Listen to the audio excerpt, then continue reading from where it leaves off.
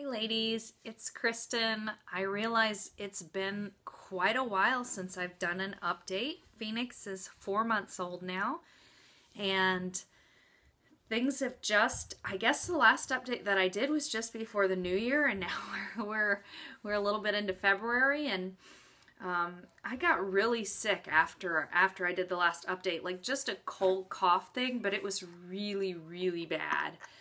And so I wasn't recording anything, and that took a couple of weeks to wend through, and then I was trying desperately to catch up with everything, and then everybody else in the family got it. Phoenix has been the one who's been the least affected for sure, but even he got it a little bit. Anyways, so just, you know, that took a long time to run its course to a large family. We still have a couple, Asher and Honor, are still kind of on the tail end of it both. They were the last two to get sick, aside from Phoenix. But anyways, yeah, so it has just been quite the beginning of the year. I feel overall, I don't feel bad about how the year started off with sickness, because it's just that time of year. And I feel like I still got a lot done, but I realized I haven't done an update. I haven't done a video in a while. And I'm really hoping to be able to start doing more videos again, because I enjoy giving you updates. And now that Phoenix is to the point where we probably don't need to do a weekly update on him, I thought maybe I'd try and do some other things. So one of my goals is like to maybe start with a house tour and just give you guys a tour of the house. Not that I think it's anything special, but I know that people are just curious. Especially how a large family fits into like a pretty normal middle class size home. And so I thought I'd just, do some of that. But today I wanted to give you an update on Phoenix and how things are going with him. So like I said, he's 4 months. So basically we missed the 3-month update. And he's 4 months now. And really, I guess at 3 months, he was still pretty much a baby. The big milestones that we've hit are he's able to go in the ergo now, which makes me really happy. As much as I like the other carriers, they just don't compare to the ergo. It's just so easy to use, and it gives so much support that it's just easy to wear him for long periods of time. The only real advantage like that the sling has is like if I'm going to a restaurant or something, it kind of helps support him and gives me a little bit of a discretion nursing. And so I've just been taking the ergo out when we go. I have a staff meeting on Monday, and we're going out afterwards because one of our students has passed her NARM exam. Yay! And so I'll probably take the sling to be able to take in the restaurant, but otherwise it's the ergo all the way. I'm so happy that we're back to the ergo, because it's really just nothing compares to it in the support that it gives. And let's see, what else is going on with Phoenix? So he's starting to roll over. He hasn't gotten all the way one direction, but he's definitely rolling onto his side, and I'm sure that he'll be rolling all the way soon. He's sitting supported pretty well, but I feel like he's actually been sitting supported pretty well for quite a while. So he's not sitting on his own yet, as much as I would really like him to be sitting on his own, just because I think he'd ultimately be happier being able to kind of watch better. But he's pretty content now to lay by himself for a little bit and play with the little play mat, which I think I showed on another video before. But he's definitely starting to kind of interact with the toys now. He's reaching out, and I think most of his grasping is still accidental, but like he's grasping toys, and he likes the bars hanging over him because he can grasp the toys and bring them to his mouth and kind of munch on them. He really likes that. And he still likes to just hang around with anybody and everybody. He's a pretty good-natured fella. Let's see what else is going on with him. His breathing, I think, is less noisy now. He's also nursing much better now, so we're not really having clicking anymore. No more bruised nipples or anything for me, which makes me really happy. I do feel like the tongue tie revision made a difference. I feel like it took a few weeks to see the difference, so some of it might be his growth too. But, and he has grown. So he had his well baby checkup last week, his 4-month well baby checkup, and he was 19 pounds, just about like 19 pounds, 3 ounces. So he's definitely still growing. He's still way up there on the percentile, but he hasn't grown tons and tons since we had the revision, because I think he was about 17 pounds then. So anyways, I really do think that it made a difference for him. So I'm glad that we had it done. Otherwise, let's see. Oh, so we were using disposable diapers because our washing machine was broken. We did get that fixed. I've still ended up using mostly disposables just during all this sickness. And partially too because I've really liked putting him in little outfits like this. Like this one doesn't have footies, but you know, like little sleepers, the ones that have footies and everything, and it's hard to fit those over a cloth diaper since he's kind of gotten too big for his gowns. So I have to decide now at this point, do I want to go back and do cloth diapers? We had bought a case of disposables when the washer broke, so I've still got a bunch of those, but so I don't have to decide right away, but I'm still thinking about it, and it's definitely easier when I'm out and about to use a disposable diaper. We've been to 2 births, so that was something that I was kind of having anxiety about. What? Were you having anxiety about it? That's something I was kind of having some anxiety about when, when I last did the video, because I was on call, and it ended up being quite anxiety-provoking for a while because I was sick, and then I got unsick, and then Cassidy got sick, and I was planning, that's my oldest, I was planning on taking her to the birth to help me. But then both moms ended up going quite a bit overdue, so everything worked out. Both births went pretty well. The first birth, I got there and the mom was pushing. Now, she pushed for about an hour, so I got there in plenty of time, but it was like, just to come in with her pushing, it's a pretty intense point to come into a birth at, and so I didn't really have a chance to get Cassidy or Phoenix settled, and so I felt like that birth, there was a lot of tension, though he cried a little bit, and you could hear him because it was a smaller house. I don't think it bothered really anybody but me, and probably Cassidy, but it was still tough. It was a beautiful birth, and again, I don't think the mom noticed at one point because she has a toddler, and she thought maybe it was a toddler crying, and so my preceptor just reassured her that was Phoenix. Kristen's here. She hadn't even realized I came in. That's how, into the birth she was. But anyways, the second birth also went pretty quickly, but I was able to take a few minutes when I got there to get Cassidy and Phoenix settled.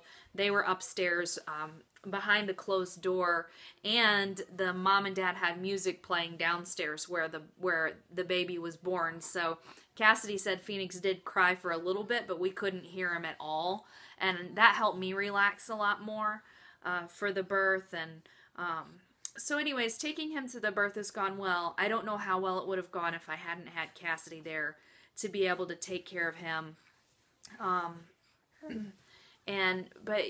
But I especially feel like the second birth went really well. So there's another birth that I'm on call for in a few weeks. That family has a large house with a basement, and I know that Cassidy and Phoenix will be okay there. And that because that house is farther away. Then I actually have my first primary. She's also due in about a month. Yeah. She's much closer to me. And their houses, they do have a basement, but it's kind of actually more just like a split level. So the basement is kind of open to the main part of the house. And I think that if he was crying, she's planning to labor upstairs in an extra bedroom. But still, I worry about her hearing Phoenix crying, and will that distract me? So I'm kind of toying with the thought, since they're so close, of letting him be at home and he can be brought to me to nurse, because he's nursing about every 3 hours now. And so we'll see. I haven't decided for sure or not. I'm thinking about trying to see if I can get him to drink from a sippy, like a straw sippy, not a sippy cup, because we don't want to use a sippy cup with this one, because we dumped him pretty quick with Sadie, helped her figure out how to use a cup. Just sippy cups are they're such a hassle. But I'm thinking about trying to get him to learn to use a straw, and then maybe he would be able to have some milk and like express milk, because I've got a bunch in the freezer, with a straw if necessary, and he could come to me some too. So we'll see. It also depends on the weather and like how nice it is. Like if it's sometimes in early March, it can be nice enough to be outside, and then, you know, Cassidy can have him and walk with him some, but chances are it's not going to work for the entire birth. So anyways, we'll just see. That's kind of what I'm thinking about. And really, because I don't feel like it bothered the moms at all, and like at the second birth, he didn't bother me at all. So I really think it depends on the house too. Like I feel like for the one mom that I'm on call for that has the large house, probably won't be an issue, because even if he's downstairs being cranky, we won't be able to hear him. And so, you know, that's fine, because I'll know that he's being well taken care of and that he's well fed, and if he's just being grouchy, he's being grouchy. I guess another thing along those lines is I've been working on getting, you know, kind of getting him on a good schedule that seems to work well for him, and I think I've found one that works well. He was doing really well in the mornings and with his morning nap, but his afternoon nap he just wasn't wanting to sleep through. So I adjusted a schedule that kind of has the afternoon nap broken up, so we're actually recording this kind of in that breaking point, and which is why he's starting to get a little bit cranky, because he's up from 1 to 2:30. And so it's almost 2:30 now. So he's starting to get a little cranky. But this seems to be working well. Basically, he naps for an hour and a half, and then he's up for an hour and a half, and then he naps for an hour and a half, and he's up for an hour and a half, up to bedtime. And again, it seems to just be working well for him. He reminds me a lot of Honor, my fifth baby. He can't be awake very long before he's cranky, and if he gets overtired, it's really rough. And so I've just been working with him. Another thing that was really interesting, this is something I think that's happened since the last video, is I was trying to get him to nap in the rock and play.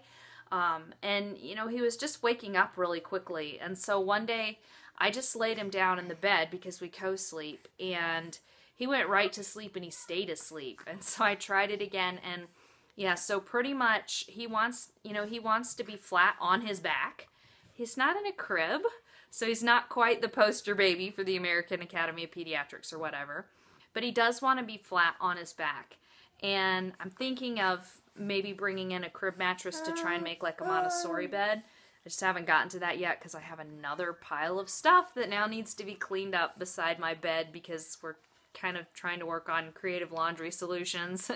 So we're trying to move the younger kids kind of into a family closet type situation right here in our room, which our laundry room's actually just right there. And so I had drawers in here that were being used for storage that I've had to move everything out of, because I'm going to put kid clothes in them. And so I have to process all that stuff that I moved out, which is mostly computer equipment that will probably never be used again. But in our family, it's hard for some people to let that stuff go. So anyways, yeah, but once I get that cleaned up, I might try and set up over there. Like, you can actually see the rock and play. It's got blankets on it right now.